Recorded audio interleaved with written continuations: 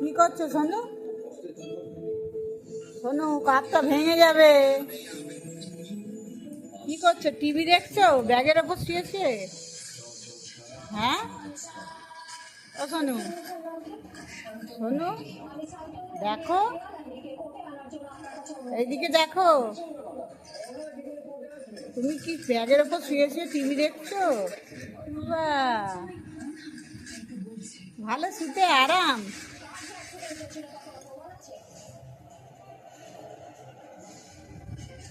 বাহ, আরাম লাগছে। বাহ।